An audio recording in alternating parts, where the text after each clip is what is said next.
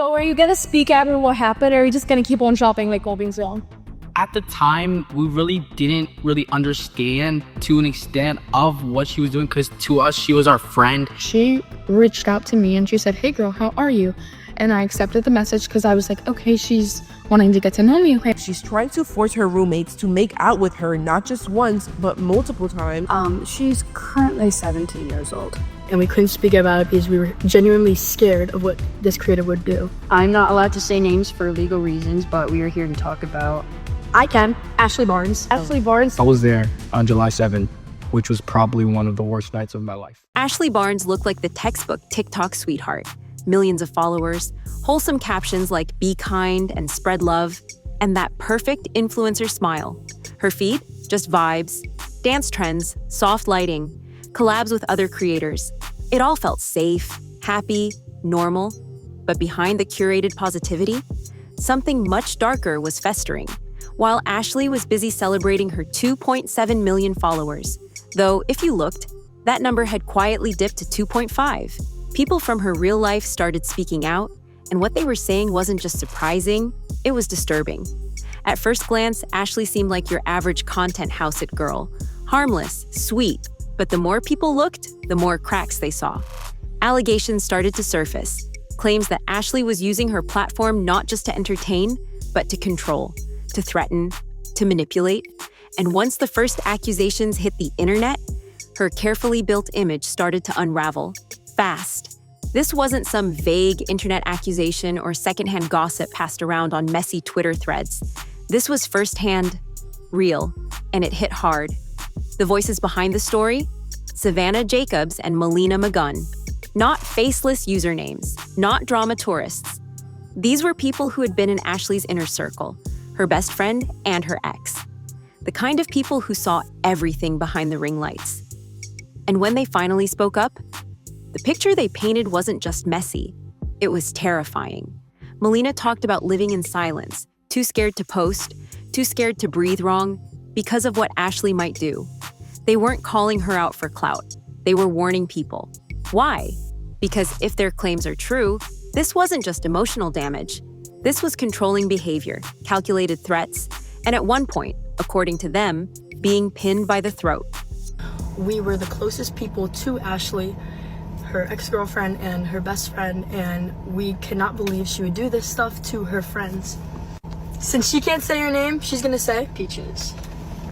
We stayed friends, well, me as her girlfriend, and she stayed friends with her because genuinely we were scared for our lives about what she would do to us if we were to say something or come out with a story. Both scared of Ashley. Was because she would say sometimes about how she would feel a certain way if she were to do to someone. And hearing that from people that she's super close to, she has threatened us. Then came Capri Jones, another creator, another story, except this one felt less like drama and more like a psychological thriller. At first, Capri thought Ashley was just the eccentric, chaotic friend in the group. Loud, unpredictable, maybe a little intense, but harmless, until things shifted. Capri says it started with a game, something that sounded like truth or dare, but played out like manipulation in disguise. He said no multiple times. Ashley allegedly didn't care. Instead of backing off, she leaned in, guilt-tripping him, pushing boundaries, making him question if he was the problem. According to Capri, it wasn't a single bad night. It was a pattern. Pressure masked as play. Consent ignored under the guise of fun. So after that, everybody but Ashley unanimously decides not to play the game anymore. And Ashley's just heartbroken. She's literally asking me why I don't want to kiss her, why I don't want to do anything. And I'm literally looking her in the eyes and I'm like, I have a girlfriend that I love, a girlfriend that I want a future with. You're not gonna ruin that for me. I'm telling it to her. From intimidation to full-blown isolation tactics, like allegedly telling friends who they could and couldn't hang out with, Ashley's vibe went from content house sweetheart to psychological horror lead real quick.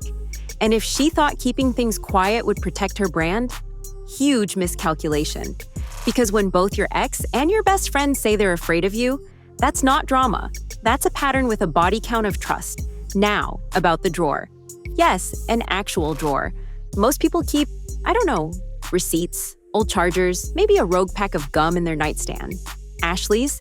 Allegedly stacked with lube, fuzzy handcuffs, arousal gummies labeled for every gender, and, because she's a woman of contradictions, a Bible placed right on top. Because nothing screams love and light like Holy Scripture guarding a treasure chest of kink supplies. Brad Mason wasn't just spilling tea, he straight up detonated a boiling kettle all over the internet. According to Brad and others who were there, Ashley wasn't just being extra. She was allegedly crossing lines like they were suggestions. We're talking about distributing substances without clear consent, pushing people into games designed to escalate into way more than anyone signed up for, and turning a casual hangout into what sounded less like a party and more like a controlled meltdown, with Snapchat filters slapped on top. It didn't stop there. Ashley allegedly forced kisses.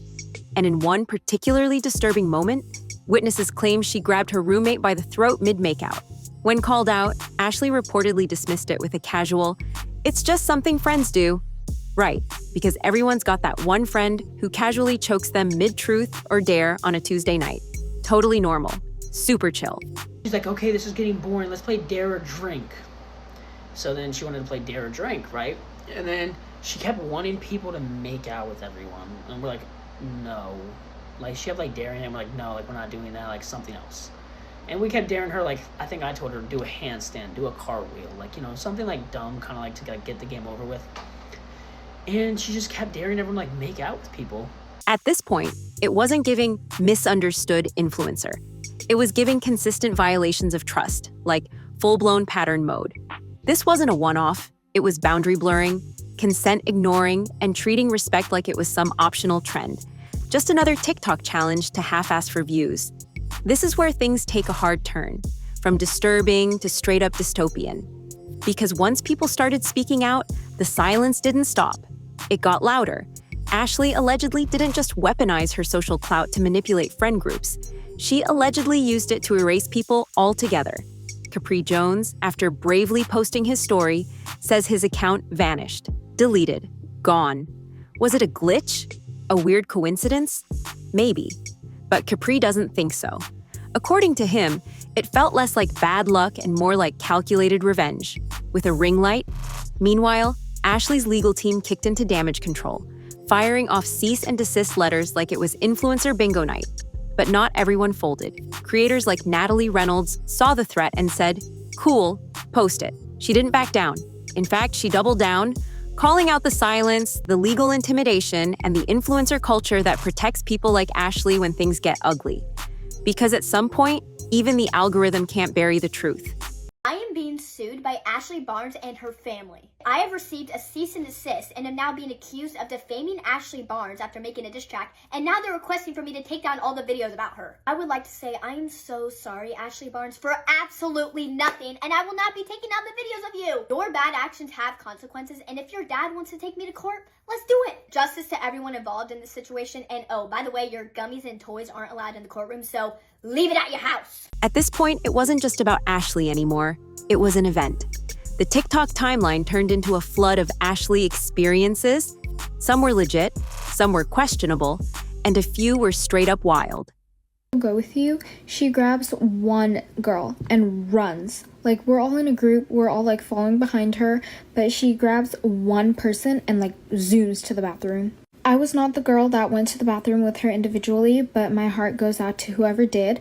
Anyways, now Paul's. Okay, fast forward to Paul's party a couple hours later. I'm talking with my friends, and she like randomly comes from behind and grabs my waist, kind of like pulls me in, and I turn around, I'm shooken, and I say like, "Oh, hi," because I've never talked to her before, like minus the whole bathroom thing. Like, I just helped her to see where the bathroom was. Creators like Capri and Lucy Noel weren't quiet about it. They called it what it was. Real trauma getting drowned out by performative chaos. Suddenly, it wasn't clear who was sharing genuine pain and who was just chasing the algorithm. And TikTok? It doesn't care. It's not built to filter truth. It's built to reward attention. What unfolded wasn't just a scandal. It was a case study in how social media weaponizes likability. How influence, when handed to someone too young, too unchecked, can twist into something dangerous. Because when a teenager can gain millions of followers, and allegedly used that influence to control, intimidate, and silence. It's not just about them. It's about the platform that let it happen and the audience that kept watching. So did Ashley ever actually apologize? Of course not.